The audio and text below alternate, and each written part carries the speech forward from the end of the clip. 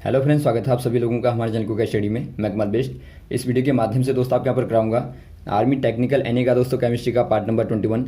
इससे पहले दोस्तों आपको 20 पार्ट्स कराए जा चुके हैं, जहाँ पर आपने महत्वपूर्ण क्वेश्चनों को देखा रसायन विज्ञान के, और यहाँ पर भी आप बहुत ही खास क्वेश्चन को देखेंगे जो बार बार पूछे जाते हैं और जिनकी बहुत पूछे जाने की संभावना रहती है। तो आराम से क्वेश्चन को देखें दोस्तों आप। और यदि दोस्तों आपने हमारे चैनल को सब्सक्राइब ना किया हो अभी तक तो प्लीज़ सब्सक्राइब कर लें, ताकि आपको लगातार इस प्रकार के क्वेश्चन मिलते रहें। तो शुरू करते हैं दोस्तों। कॉपी और पेन आप निकाल लें ताकि आपको जो क्वेश्चन मिलेंगे आप सारे क्वेश्चनों को नोट कर पाएं। देखिए दोस्तों, पहला क्वेश्चन क्या दिखाई देता है आपको। अमोनिया के सृजन में काम आने वाली गैस कौन सी है? आपको बताना है दोस्तों gases used to formation of ammonia. दोस्तों यहाँ पर देखिए जो अमोनिया होता है, अमोनिया का यदि आपको पहले तो फॉर्मूला पता होना चाहिए दोस्तों, केमिकली NH3 होता है। तो यहाँ पर आप देखते हैं नाइट्रोजन होता है और दोस्तों हाइड्रोजन होता है। तो यहाँ पर आप कह देंगे नाइट्रोजन और होता है दोस्तों हाइड्रोजन, ऑप्शन नंबर सी वाला। यदि आप देखें दोस्तों ये कैसे बनता है, इसका फॉर्मेशन कैसे होता है, तो सिंपल आपका होता है जो मोस्टली पूछा जाता है आपको हैबर मेथड का पूछा जाता है। जो हैबर मेथड होती है दोस्तों उसमें क्या होता है देखिए, उसमें आप इस्तेमाल करते हैं N2 का, नाइट्रोजन का, H2 का, हाइड्रोजन का, और यहाँ पर आपका हाई टेम्परेचर लगभग दोस्तों आपका 400 से लेके दोस्तों 450 तक का डिग्री सेंटीग्रेड में आप टेम्परेचर लेते हैं। और प्रेशर भी दोस्तों आपका हाई रहता है, लगभग आपका 200 ATM रहता है। और साथ में दोस्तों आप कैटेलिस्ट का इस्तेमाल करते हैं, यानी कि उत्प्रेरक का दोस्तों, कैटेलिस्ट या फिर आप कहें दोस्तों उत्प्रेरक, जो कि क्या करता है दोस्तों क्रिया को तेज़ करने का कार्य करता है। तो यहाँ पर आप इस्तेमाल करते हैं दोस्तों आयरन का खास तौर पर, या फिर आप मोलिब्डेनम का इस्तेमाल कर सकते हैं। तो आयरन यहाँ पर आपका मेनली होता है, मेटल होता है दोस्तों, मेटल का इस्तेमाल आप करते हैं। तो यहाँ पर आपका बनता है, तो यहाँ पर दोस्तों बनता है NH3 अमोनिया, जो कि दोस्तों आपको लिक्विड फॉर्म में मिलती है। तो यहाँ पर आपका हो जाएगा दोस्तों ऑप्शन नंबर सी वाला। और यहाँ पर आप दोस्तों आयरन को याद रखेंगे कैटेलिस्ट के तौर पे, ताकि आप आराम से बता पाएँ। अगला क्वेश्चन देखिए दोस्तों, क्लोरोमाइसिटिन क्या है? यानी कि आपको बताना है दोस्तों क्लोरोमाइसिटिन इज ये दोस्तों प्रतिरोधी होगी, यानी कि एंटीसेप्टिक होगी, या पीड़ाहारी होगी, यानी कि एनाल्जेसिक होगी, या प्रति अवसाद होगी, एंटी डिप्रेसेंट होगी, या प्रतिजीवाणुक होगी, यानी कि एंटीबायोटिक होगी। ये दोस्तों एक प्रकार की होती है एंटीबायोटिक। दोस्तों एंटीबायोटिक कहने का मतलब क्या है दोस्तों, इसे आप एंटी बैक्टीरियल भी कह सकते हैं। यानी कि दोस्तों क्या करती है ये दोस्तों जीवाणुओं को, जो जीवाणु होते हैं, जो बैक्टीरिया होते हैं, उनको दोस्तों क्या करती है, उनको रोकती है बढ़ने से, और साथ में उनका नाश करती है, उनको खत्म करती है, या फिर आप कहें दोस्तों डैमेज करती है। तो यहाँ पर आपका हो जाएगा ऑप्शन नंबर डी वाला। जो आपका क्लोरोमाइसिटिन होता है दोस्तों एक प्रकार से प्रतिजीवाणुक होता है, यानी कि एंटीबायोटिक होती है। और वैसे ही दोस्तों स्ट्रेप्टामाइसिन होती है, और आपकी जेंटामाइसिन होती है। ये सारी दोस्तों क्या होती हैं, एंटीबायोटिक होती हैं। और वैसे ही दोस्तों एक क्वेश्चन आता है आपका पैरासीटामोल का। पैरासीटामोल क्या होती है दोस्तों, ये एक प्रकार की पीड़ाहारी होती है, ये यानी कि एनाल्जेसिक होती है दोस्तों। अगला क्वेश्चन देखिए दोस्तों, रासायनिक रूप से गन्ने की शर्करा है। आपको बताना है दोस्तों केमिकली आपको बताना है sugar of sugarcane is. दोस्तों यहाँ पर देखिए जो शुगर होती है दोस्तों शुगर केन में, यानी कि शुगर केन में कहने का मतलब है दोस्तों गन्ने में जो शुगर होती है दोस्तों वो कैसी होती है, वो दोस्तों आपकी यहाँ पर देखिए लैक्टोज होगी, या ग्लूकोज होगी, या सुक्रोज होगी, या फ्रुक्टोज होगी। ये दोस्तों आप यहाँ पर आपकी होती है सुक्रोज। यदि आप देखें दोस्तों, यदि आप सुक्रोज को देखें, सुक्रोज दोस्तों कैसे बनती है, ये आपकी ग्लूकोज और दोस्तों फ्रुक्टोज को मिलाने के बाद में बनती है दोस्तों। आप जानते होंगे जो ग्लूकोज होता है वो आपका दोस्तों मोनोसैकेराइड होता है, मोनोसैकेराइड होता है। और दोस्तों आपका फ्रुक्टोज भी एक प्रकार से मोनोसैकेराइड होता है। और दोनों को मिलाने के बाद में दोस्तों क्या बनेगा, डाई सैकेराइड बनता है दोस्तों। तो यहाँ पर आप कह देंगे जो आपका सुक्रोज होती है वो दोस्तों एक प्रकार की डाई सैकेराइड शुगर होती है। और ये दोस्तों यदि आप केमिकली फॉर्मूला देखें तो आपका होता है C12H22O11। और वैसे आप जानते होंगे ग्लूकोज का क्या होता है दोस्तों, C6H12O6 होता है। तो इनको भी आप याद रखेंगे। तो यहाँ पर आपका हो जाएगा दोस्तों सुक्रोज, ऑप्शन नंबर सी वाला। अगला क्वेश्चन देखिए दोस्तों, किसी निश्चित तापमान पर संतृप्त विलयन कैसा होता है? आपको बताना है दोस्तों at any certain temperature saturated solution is. आपको बताना है दोस्तों एक प्रकार से जो आपका सैचुरेटेड सॉल्यूशन होता है वो एक निश्चित तापमान पर कैसा होता है। पहले आपको समझना पड़ेगा दोस्तों जो आपका सैचुरेटेड सॉल्यूशन होता है, यानी कि दोस्तों आपका संतृप्त विलयन जो होता है क्या होता है। विलयन में दोस्तों आप जानते होंगे दो चीज़ें होती हैं मुख्यतया, एक आपका होता है दोस्तों सोलवेंट और एक आपका होता है सोल्यूट। ये दोस्तों आपका विलय होता है, यानी कि जो घुलने वाला होता है, और ये आपका दोस्तों क्या होता है विलायक होता है, यानी कि विलायक कहने का मतलब घोलने वाला होता है। तो यहाँ पर देखिए दोस्तों, माना आपने कोई सॉल्यूशन यहाँ पर लिया है, माना दोस्तों आपने यहाँ पर कोई सॉल्यूशन लिया है, तो ये दोस्तों आपका संतृप्त कब होगा, यदि आप दोस्तों यहाँ पर और सोलवेंट को डाल दें।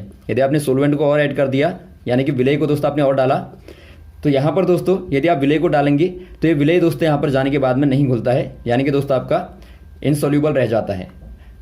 या फिर आप कह सकते हैं दोस्तों जो आपका सॉल्यूट होता है वो इसको घोलने के लिए कैपेबल नहीं होता, अर्थात अक्षम होता है। तो इसी को दोस्तों क्या बोल देते हैं, संतृप्त विलयन बोल देते हैं, यानी कि सैचुरेटेड सॉल्यूशन बोल देते हैं। यदि आप थोड़ा सा भी दोस्तों यहाँ पर आप सोलवेंट को मिलाएंगे तो वो आपका नहीं घुल पाएगा। तो यहाँ पर देखिए दोस्तों आपको ऑप्शन नंबर बी वाला दिया है, और अधिक ठोस विलय घोलने में असमर्थ, यानी कि not capable to dissolve more solute. तो यहाँ पर देखिए दोस्तों आपका मोर सोल्यूट को आप डालेंगे तो डिजोल्व नहीं करेगा, यही आपका होता है संतृप्त विलयन। और यदि दोस्तों आपका घुल जाता है, डिजोल्व हो जाता है, तो उसको आप बोल देते हैं अनसैचुरेटेड सॉल्यूशन, या फिर आप कहें दोस्तों असंतृप्त विलयन। यदि आपने डाला और वो दोस्तों आपका डिजोल्व होता है, घुल जाता है, तो वो दोस्तों आपका असंतृप्त हो जाएगा। तो आप दोनों को ही याद रखेंगे। तो यहाँ पर दोस्तों आपका हो जाएगा ऑप्शन नंबर बी वाला। अगला क्वेश्चन देखिए दोस्तों, सल्फोनिक अम्ल के कैल्शियम और मैग्नीशियम लवण क्या बनाते हैं। यानी कि दोस्तों आपको बताना है calcium and magnesium salts of sulphonic acid are. दोस्तों यहाँ पर देखिए जो आपके कैल्शियम और मैग्नीशियम सॉल्ट होते हैं दोस्तों सल्फोनिक एसिड के, पहले आप समझेंगे दोस्तों आपका सल्फोनिक एसिड क्या होता है। यदि आप दोस्तों केमिकली देखें तो ये आपका यहाँ पर होता है एस के साथ में, सल्फर के साथ में डबल ओ वाले, डबल बॉन्ड ओ, और यहाँ पर आपका ओ एच आएगा और दोस्तों आपका आर आएगा। आर दोस्तों यहाँ पर क्या है, ये आपका एल्किल, या फिर दोस्तों आप ले सकते हैं एरिल ग्रुप को, यानी कि दोस्तों आपका एलिफेटिक या एरोमेटिक यहाँ पर आपका हाइड्रोकार्बन होगा। या फिर दोस्तों यदि आप इसको ऐसे भी लिख सकते हैं R S double bond O whole twice और ओ एच आप लिख सकते हैं। तो ये दोस्तों एक प्रकार से क्या होता है, ये दोस्तों आपका सल्फोनिक एसिड का फॉर्मूला होता है, बेसिक फॉर्मूला होता है। तो यहाँ पर देखिए दोस्तों जो आपके मैग्नीशियम और दोस्तों कैल्शियम होता है, यदि आप इनके सॉल्ट बनाएं दोस्तों सल्फोनिक एसिड के साथ में, तो ये दोस्तों एक प्रकार से क्या बनाते हैं, ये दोस्तों अपमार्जक बनाते हैं। अपमार्जक कहने का मतलब है दोस्तों जो आपके डिटर्जेंट होते हैं वो दोस्तों बनाते हैं। इनका क्या कार्य होता है दोस्तों, ये कपड़ों को साफ करते हैं, यानी कि दोस्तों क्लीन करते हैं, वॉश करते हैं। जैसे आपने देखा होगा दोस्तों, आपका साबुन को देखा होगा, सॉप को देखा होगा। साबुन क्या होता है दोस्तों, ये आपका वसा के सोडियम लवण होते हैं, यानी कि दोस्तों क्या होते हैं, वसा के सोडियम सॉल्ट होते हैं जो आपके साबुन होते हैं। साबुन आपने देखा होगा दोस्तों जो आपका कठोर जल होता है उसके साथ में रिएक्शन नहीं कर पाता, लेकिन जो आपके अपमार्जक होते हैं वो दोस्तों आराम से झाग देते हैं। तो यहाँ पर आप देखते हैं जो आपके अपमार्जक होते हैं वो दोस्तों आपके ज़्यादा झाग देने वाले होते हैं और ये ज़्यादा दोस्तों कपड़ों को साफ करते हैं। तो यहाँ पर आप कह देंगे दोस्तों ऑप्शन नंबर आपका सी वाला हो जाएगा अपमार्जक, जो कि दोस्तों एक प्रकार से सफाई के लिए कार्य में आता है। अगला क्वेश्चन देखिए दोस्तों, चूने का जल रासायनिक रूप से है, आपको बताना है दोस्तों केमिकली लाइम वाटर इज। जो आपका लाइम वाटर होता है दोस्तों वो क्या होता है, वो दोस्तों आपका कैल्शियम हाइड्रोक्साइड होता है, COH का होल ट्वाइस होता है। तो यहाँ पर आपका हो जाएगा ऑप्शन नंबर सी वाला, बी वाला कैल्शियम हाइड्रोक्साइड। और यहाँ पर आपका पहला वाला दिखता है दोस्तों आपका NaOH क्या होता है दोस्तों, ये आपका कास्टिक सोडा कहलाता है। और वैसे आप यहाँ पर देखते हैं सोडियम बाइकार्बोनेट, ये दोस्तों आपका क्या है, ये आपका खाने का सोडा है, या फिर आप कहें दोस्तों बेकिंग सोडा होता है, सोडियम बाइकार्बोनेट। और वैसे ही दोस्तों आपका सोडियम कार्बोनेट क्या होता है, ये दोस्तों आपका धावन सोडा होता है, या फिर आप कहें दोस्तों वॉशिंग सोडा होता है। तो इनको भी दोस्तों आप याद रखेंगे, बार बार पूछा जाता है। और एक दोस्तों आपका खास तौर पर CaOCl2 भी पूछा जाता है, जो कि आपका दोस्तों ब्लीचिंग पाउडर होता है। अगला क्वेश्चन देखिए दोस्तों, वायु में नाइट्रोजन का क्या महत्व है। आपको बताना है दोस्तों value of nitrogen in air. दोस्तों आप जानते होंगे जो एयर में यदि आप नाइट्रोजन की बात करें तो आप देखते हैं 78% होती है दोस्तों, सर्वाधिक होती है। जबकि यदि आप ऑक्सीजन की बात करें तो केवल दोस्तों 21% होती है, लगभग यहाँ पर आपकी अप्रोक्सीमेटली। तो यहाँ पर देखिए आपको बताना है जो एयर में नाइट्रोजन होती है उसका क्या महत्व होता है। तो पहला आपको यहाँ पर दिया है दोस्तों शरीर के लिए आवश्यक होती है, यानी कि इंपॉर्टेंट फॉर बॉडी। दूसरा आपको दिया है ऑक्सीजन को तनु करती है, यानी कि ऑक्सीजन डाइल्यूशन। तीसरा आपको दिया है ऑक्सीजन को रक्त में घुलनशील बनाती है। चौथा आपको दिया है वायु में घनत्व को कम करती है, यानी कि डिड्यूस एयर डेंसिटी। यहाँ पर देखिए दोस्तों आपको ऑप्शन नंबर बी वाला दिखता है। जो नाइट्रोजन होती है दोस्तों वो एयर में जो आपका O2 होती है उसके कंसंट्रेशन को दोस्तों कम करती है, या फिर आप कहें दोस्तों उसको क्या करती है, तनु करती है, डाइल्यूट करती है। क्योंकि दोस्तों यहाँ पर देखिए यदि आप डाइल्यूट कर दें दोस्तों O2 को तो इससे क्या हो जाता है, इससे O2 की जो रिएक्टिविटी होती है दोस्तों, यानी कि क्रिया करने की दर होती है वो कम हो जाती है। क्योंकि आप जानते हैं जो O2 होती है प्योर फॉर्म में दोस्तों वो दोस्तों बहुत ज़्यादा क्या होती है, रिएक्टिव होती है। यानी कि बहुत ज़्यादा क्रियाशील होती है। तो इसीलिए यहाँ पर आपका जो नाइट्रोजन होती है वो उसको क्या करती है दोस्तों, एक प्रकार से डाइल्यूट करती है। तो ऑप्शन नंबर यहाँ पर आपका हो जाएगा बी वाला। और एक क्वेश्चन आता है दोस्तों आपका नाइट्रोजन के आधार पर जो इलेक्ट्रिक बल्ब होते हैं उनमें भरी जाने वाली जो गैस होती है दोस्तों वो भी खासतौर पर नाइट्रोजन ही होती है। तो यहाँ पर आप कर देंगे बी वाले में टिक। अगला क्वेश्चन देखिए दोस्तों, दो विलयनों को कब आइसोटोनिक कहा जाता है, यानी कि आपको बताना है two solutions are called isotonic when उनका सांद्रता बराबर हो, यानी कि कंसंट्रेशन उनका सेम होना चाहिए, उनका परासरण दाब बराबर हो, यानी कि ऑस्मोटिक प्रेशर सेम होना चाहिए, या फिर उनमें एक ही विलेय घुला हो, या फिर दोस्तों कोई नहीं। यहाँ पर आपका हो जाएगा दोस्तों उनका परासरण दाब बराबर होना चाहिए, यानी कि osmotic pressure will be equal. Option number आपका हो जाएगा बी वाला। जो आपका दोस्तों ऑस्मोटिक प्रेशर होता है, यदि आप बात करें ऑस्मोटिक प्रेशर की दोस्तों, ये क्या होता है, यानी कि परासरण दाब जो होता है क्या होता है, इसके आधार पर दोस्तों बहुत बार क्वेश्चन आता है। तो आराम से आप देखेंगे। मान लीजिए दोस्तों आपने कोई कंटेनर लिया, यहाँ पर आपने कोई बर्तन लिया दोस्तों, यहाँ पर आप एक परत को डाल दें। ये आपका पहले सॉल्यूशन था, यहाँ पर सॉल्यूशन भरा हुआ था, कोई विलयन था दोस्तों। तो आपने यहाँ पर बीच में क्या डाल दिया, एक मेम्ब्रेन को लगा दिया। मेम्ब्रेन यानी कि दोस्तों आपने कोई झिल्ली लगा दी, और ये झिल्ली दोस्तों आपकी सेमी परमेबल होगी। सेमी परमेबल यानी कि दोस्तों आपकी बहुत ही हल्की पारदृश्य दोस्तों झिल्ली होगी। तो आपने यहाँ पर लगाई दोस्तों।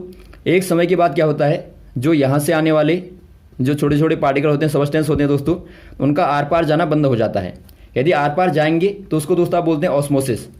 ऑस्मोसिस बोलते हैं, ऑस्मोसिस बोलते हैं, यानी कि दोस्तों आप परासरण बोलते हैं, परासरण बोलते हैं। यदि आर पार जाएंगे तो, यदि आप दोस्तों इनको आर पार जाना बंद कर दें तो वहाँ पर क्या हो जाता है, एक प्रकार से झिल्ली के द्वारा दोस्तों इनके ऊपर एक प्रकार का प्रेशर दोस्तों क्रिएट होता है, यानी कि एक प्रकार का दाब लगता है दोस्तों। और वो दाब क्या करता है, इनको आर पार नहीं जाने देता, यानी कि जो आपकी परासरण की क्रिया हो रही थी दोस्तों वो रुक जाती है। तो इसीलिए इसको क्या कहा जाता है, ऑस्मोटिक प्रेशर कहा जाता है। तो यहाँ पर आप देखते हैं पाई बराबर, यदि आप पाई को दोस्तों आप परासरण दाब बोलते हैं, ऑस्मोटिक प्रेशर बोलते हैं, ICRT होता है, जहाँ पर आपका आई दोस्तों वॉन्ट ऑफ इंडेक्स होता है, और सी आपका होता है मोलर कॉन्सेंट्रेशन ऑफ सोलवेंट, यानी कि विलेय का जो सांद्रता होती है वो आपका दोस्तों सी होता है, और आर आप जानते हैं आइडल गैस का कांस्टेंट हो गया, और टी दोस्तों आपका टेम्परेचर को दिखाता है। तो यहाँ पर आप देखते हैं दोस्तों जो कंसंट्रेशन होता है यदि आप उसको बढ़ा दें तो भी दोस्तों जो परासरण दाब का मान है वो बढ़ जाता है। तो यदि दोस्तों आप ऐसे दो सॉल्यूशनों को लें जिनका परासरण दाब बराबर होगा तो उसी को दोस्तों आप क्या बोल देंगे, दोनों को, उनको दोस्तों आप बोल देते हैं आइसोटोनिक। तो ऑप्शन नंबर यहाँ पर आपका हो जाएगा बी वाला। अगला क्वेश्चन देखिए दोस्तों, एंजाइम कैसे पदार्थ हैं, आपको बताना है enzymes are the material as, जल में घुलनशील होते हैं, सॉल्युबल इन वाटर, या जटिल कार्बनिक पदार्थों को सरल कार्बनिक पदार्थों में बदलते हैं, यानी कि कन्वर्ट कॉम्प्लेक्स कार्बनिक मटेरियल टू सिंपल कार्बन, या वाहिका विहीन ग्रंथियों से उत्पन्न होते हैं, या उपरोक्त सभी। दोस्तों यहाँ पर देखिए आपका हो जाएगा ऑप्शन नंबर बी वाला दोस्तों, जटिल कार्बनिक पदार्थों को सरल कार्बनिक पदार्थों में बदलते हैं। यदि दोस्तों आप एंजाइम को देखें, जो एंजाइम होते हैं ये दोस्तों हमारी बॉडी में आप जानते होंगे जो केमिकल रिएक्शन होती हैं दोस्तों उनको क्रिएट करते हैं, यानी कि दोस्तों जो एंजाइम होते हैं हमारे शरीर में केमिकल रिएक्शन को दोस्तों कैटेलाइज करते हैं। कैटेलाइज कहने का मतलब है दोस्तों एक प्रकार से हमारे शरीर में उत्प्रेरक का कार्य करते हैं। जो रिएक्शन होती हैं दोस्तों उनकी दरों को लगातार क्या करते हैं, उनकी दर को दोस्तों क्या करते हैं, बढ़ाते हैं, या फिर आप कहें दोस्तों मेंटेन करते हैं। तो ये दोस्तों आपके एंजाइम कहलाते हैं। ये दोस्तों एक प्रकार से क्या होते हैं, एक प्रकार से प्रोटीन होते हैं। ये क्वेश्चन आपका पूछा जाता है, बताइए एंजाइम एक प्रकार से क्या होते हैं, तो आप कह देंगे दोस्तों एक प्रकार से क्या होते हैं, प्रोटीन ही होते हैं, जो कि हमारे शरीर में रासायनिक क्रियाओं को दोस्तों संपन्न करते हैं। तो ऑप्शन नंबर आपका हो जाएगा बी वाला, जटिल कार्बनिक पदार्थों को सिंपल में कन्वर्ट करते हैं, यानी कि कन्वर्ट कॉम्प्लेक्स कार्बनिक मटेरियल टू सिंपल कार्बन। अगला क्वेश्चन देखिए दोस्तों, सैद्धांतिक रूप से न्यूनतम संभावित तापमान होता है, आपको बताना है हाइपोथेटिकली या फिर आप दोस्तों कहें थ्योरेटिकली लीस्ट पॉसिबल टेम्परेचर। यहाँ पर आपका क्या होगा, परम शून्य ताप होगा, एब्सोल्यूट जीरो टेम्परेचर होगा, या जीरो केल्विन होगा, या -273 डिग्री सेंटीग्रेड होगा, या उपरोक्त सभी। दोस्तों यहाँ पर देखिए क्वेश्चन आपको दिया है, तो आराम से पहले आप पढ़ेंगे, उसके बाद दोस्तों आप ऑप्शनों को देखेंगे और तब आप दोस्तों आंसर देंगे। बहुत बार क्या होता है, देखिए आपने क्वेश्चन को पढ़ा, उसके बाद आपको आंसर दिखाई देता है तो वहाँ पर आप टिक कर देते हैं, जबकि आपको पूरे क्वेश्चन को पढ़ना चाहिए, उसके बाद दोस्तों आपको आंसर देना चाहिए। क्योंकि देखिए परम शून्य ताप क्या होता है दोस्तों, एब्सोल्यूट जीरो टेम्परेचर आपका होता है दोस्तों 0 डिग्री केल्विन को आप बोलते हैं एब्सोल्यूट जीरो टेम्परेचर। यदि दोस्तों आप इसी को सेल्सियस में लिखें तो आपका होता है -273, यानी कि -273 डिग्री सेंटीग्रेड आपका होता है दोस्तों। तो तो यहाँ पर आप क्या देखते हैं, 0 केल्विन बराबर आपका ये हो जाएगा और इसके बराबर दोस्तों आपका हो जाएगा एब्सोल्यूट 0 टेम्परेचर। तो आपके सारे के सारे दोस्तों यहाँ पर आपके सही हैं, तो ऑप्शन नंबर आप डी वाले में टिक करेंगे, उपरोक्त सभी। तो ये दोस्तों आपका लीस्ट टेम्परेचर माना जाता है। तो यहाँ तक दोस्तों आप क्वेश्चन को क्लियर करें, इसके बाद में आपको नेक्स्ट वाले पार्टों में लगातार क्वेश्चन को कराते रहेंगे। ओके, थैंक्स, जय हिंद, जय भारत।